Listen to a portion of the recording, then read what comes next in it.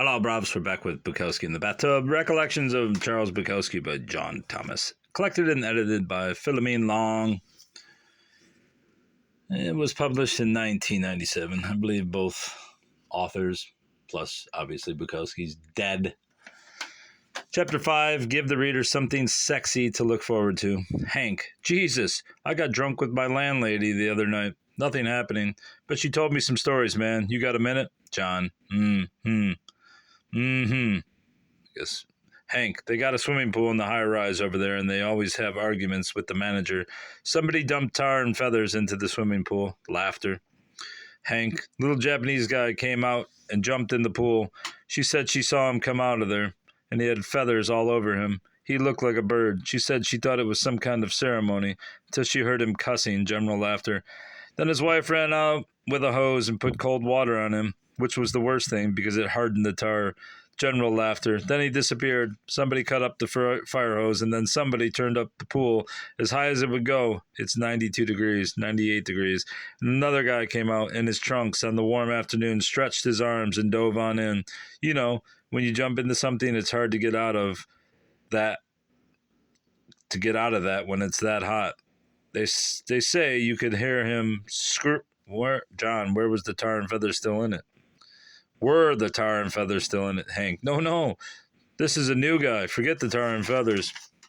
John, just the heat. Hank, they turned up the pool and they boiled the guy. He came out red as a crab. And we've got a drunk in the back. His name is Freddie. He's always bugging me. A lonely drunk who drinks whiskey. I send him away. John, half pints, hip pocket? Hank, pints. John, Guckenheimer? Hank, works for the movies, part-time, extra, all that. Whenever it rains, he gets drunk. A daytime drunk, the most disgusting type. John, Broderick Crawford's a daytime drunk. Hank, anyhow, man, he knocked on her door when it was raining, and she said, Freddie, go away. His eyes, you couldn't see his pupils. All there were the whites, you know. So she slammed the door on him, and she heard him fall off the steps. And he's done this many times before.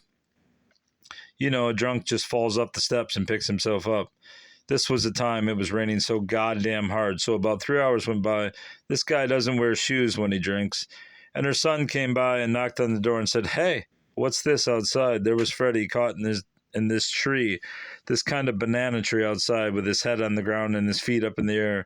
And he was tangled up in this thing, upside down, and he couldn't get out. And his eyes were looking up at them. You know, John, he's been in that tree for 3 hours not uttering a word.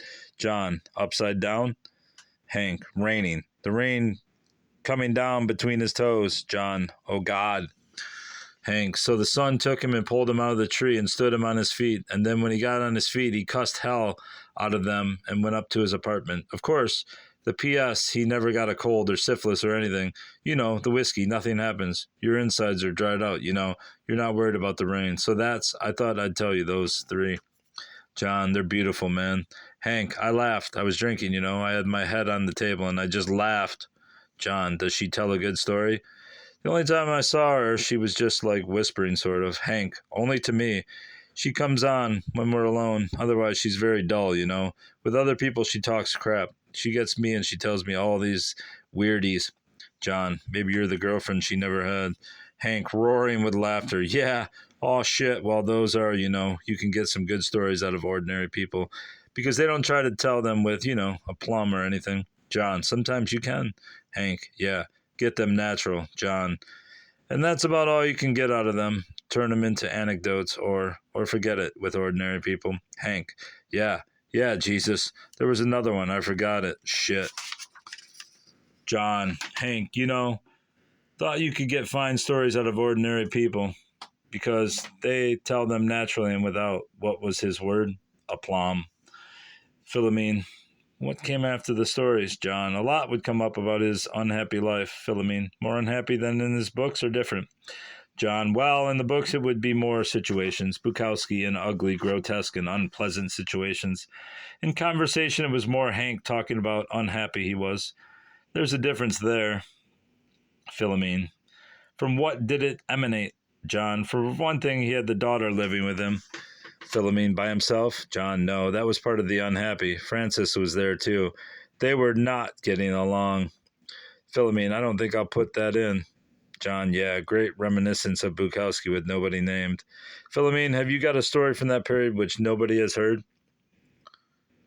John, well, there was the time with Francis he would refer to as, let me spell it the way he said it, the mother of my child. My child? Philomene, were they all at the Long Prey? John, yeah. Philomene, I didn't know that. In that small apartment, he was in the situation he was writing about? John, and he was actually in the situation because of his writing. She had read his work in a little magazine. I think she was from back east somewhere. Philomene, and they got hooked up together? John, they had this poetry and smoldering sex correspondence, and I don't know whether he knew it in advance or if she came to the bus station from way back east and just called him.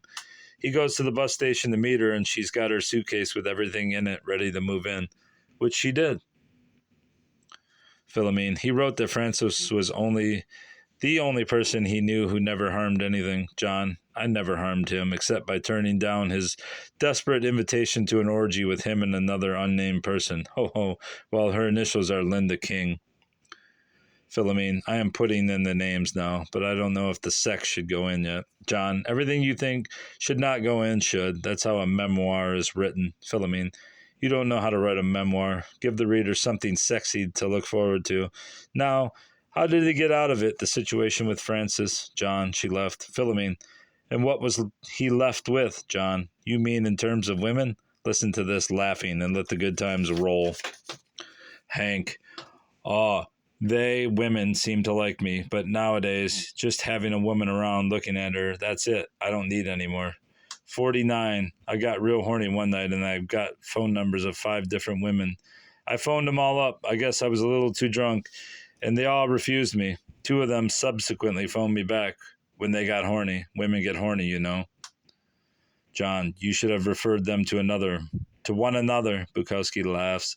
Hank, so having this pride, I turned them all down. I said no, but you know, I never forgive. I have more pride than I have sex drive. John, that's not pride. Hank, it's something, man. I don't want to know too much to the female panties. Oh, I don't want to kowtow too much to the female panties. Glances at tape recorder. End of tape. John, almost. Hank, you can sell that now for $35. This is some brilliant level stuff here, buddy. I mean, this is ridiculously boring, but I will stick with it. Anyway, goodbye. Goodbye, bruv.